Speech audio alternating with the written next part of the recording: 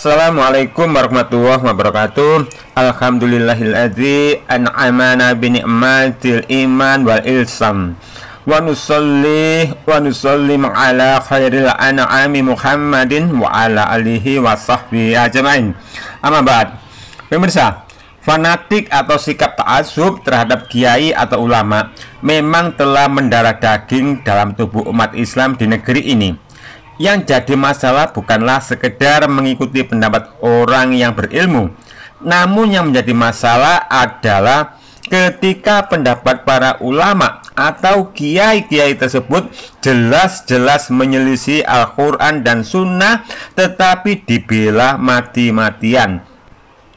Tak peduli apa pendapat kiai mereka syirik atau bid'ah, yang penting mereka tetap patuh kepada guru-guru mereka. Tak peduli apa wejangan dan teladan kiai mereka yang menanamkan dogma-dogma kemaksiatan atau hal-hal yang haram. Yang penting bagi mereka sami'na wa ata'na pada wejangan kiai pujaan. Bahkan sudah hal yang biasa ketika ada yang menyatakan bahwa pendapat sang kiai pujaannya adalah salah menurut ketetapan dalil. Maka langsung mereka merespon, Kiai Aba Aus disalahkan, Kiai Idrus Lami disalahkan, Kiai Mama Gufron disalahkan, Habib Mutor disalahkan, dasar Wahabi, babi. Tentu luapan emosi yang demikian tidak menunjukkan kedewasaan cara berpikir dalam beragama, tapi justru menunjukkan betapa jumud cara pandang mereka, sehingga sangat mustahil mereka mampu memahami mana yang benar dan mana yang salah menurut ketetapan syariat. Maka harus dengan jujur kita akui bahwa membela terhadap figur yang digandrungi adalah fitrah. Tapi membela yang mengabaikan realitas dan fakta adalah kedunguan. Membela terhadap tokoh yang difanatiki adalah lumrah, tapi membela tanpa mengabaikan kebenaran adalah bukti tidak berfungsinya akal pikiran. Nah, pemirsa, coba kita renungi wejangan sang kiai ini. Nah, dari wejangan Kiai Idrus Ramli yang nyeleneh ini, yang menyatakan ada wali, yakni Fakih Muqaddam, yang bisa mi'raj 70 kali dalam sehari, lalu apa dengan cerita halu yang disampaikan ini kita terima begitu saja, sementara yang Rasulullah saja hanya dimi'rajkan hanya sekali dalam seumur hidup beliau? Kalau maksa harus dibenarkan, maka pakai dalil apa? Mi'raj 70 kali Sayyidina Al-Faqih Al-Muqaddam dan kaum munafikun. Karena ada orang-orang yang nyinyir, yang mencela tentang Mi'raj ini. Yang bersangkutan ini karena awam dan tidak tahu, atau mungkin karena terpengaruh paham Wahabi. Lalu dari wejangan Kiai Aba Aus ini yang terang-terangan mengharamkan mendoakan Palestina yang secara umum mereka adalah Muslim, yang itu berarti Kiai Aba Aus telah melegitimasi agar umat Muslim dibiarkan untuk dibantai kaum laknatullah.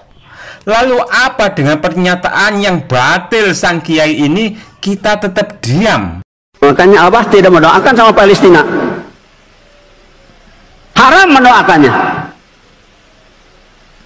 dosa besar. Kenapa? Lalu bagaimana juga dengan wejangan Kiai Mama Gufron yang mengaku telah ngobrol sama Nabi Khidir, mengaku bisa bahasa semut, bisa bahasa ikan, bisa bahasa jin dan para malaikat, bahkan bisa ngobrol dengan para nabi, bisa mengendalikan para malaikat. Lalu apa dengan kenyelenehan yang batil ini? Kita hanya diam menonton kelucuan halusinasi ini. Tadi malam saya ngobrol dengan Nabi Khidir alaihi wasallam. Bismillahirrahmanirrahim. Ya hati inda rahmatan gufran. Alhamma asyiri innaka liyamarun innaka liyamafil Allah. Bagaimana juga dengan wejangan Habib Mutor yang membawakan cerita yang tak kalah halunya, yang menyatakan bahwa wali dari kalangan Habib, yakni Syekh Abu Bakar bin Salim, bisa memadamkan api neraka. Lalu kita harus percaya dengan cerita super halu tersebut. Karena Syekh Abu Bakar bin Salim ini sangat luar biasa. Luar biasa.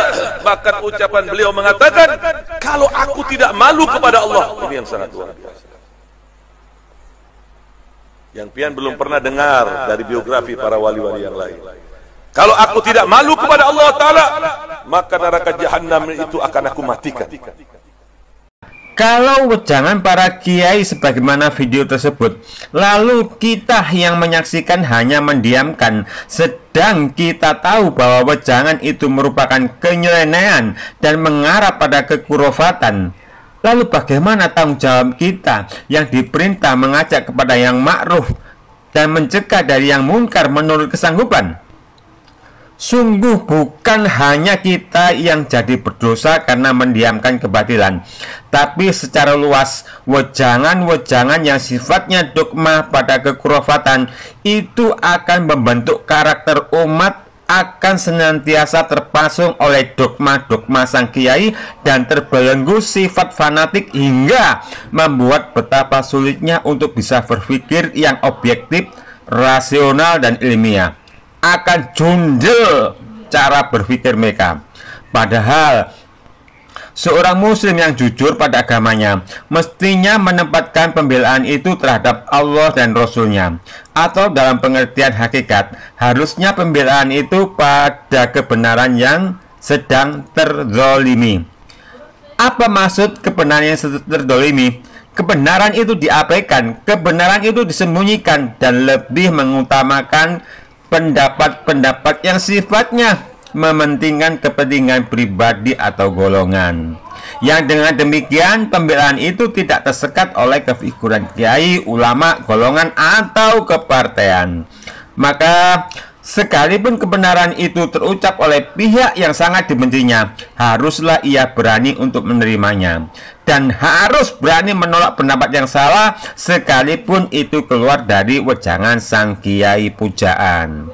Maka betapa agungnya pendapat dari Imam Malik yang sangat rasional, sangat objektif, di mana beliau berkata, kullu ahadi yu'khadhu min qawli wa yuraddu ila sahibah hadzal qabri.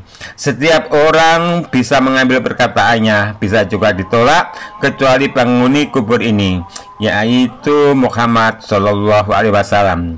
Demikian juga dengan perkataan Imam Syafi'i, idza wajadtum fi kitabi khilafi sunnati Rasulillah faqulu bi sunnati Rasulillah wa da'u ma qultu. Jika kalian mendapati dalam kitabku sesuatu yang bertentangan dengan sunnah Rasulullah SAW, maka sampaikanlah sunnah tadi dan tinggalkanlah pendapatku.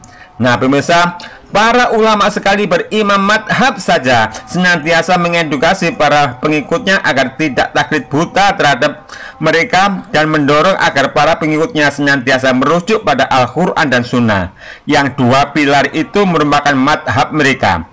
Lalu mengapa mereka menjadikan kefiguran kiai-kiai mereka sebagai sosok yang melebihi Tuhan? Nah pemirsa, moga sedikit saling menasihati ini bisa bermanfaat. Subhanakallahumma wa bihamdika asyhadu alla ilaha illa anta astaghfiruka wa atubu ilaik. Wassalamualaikum warahmatullahi wabarakatuh.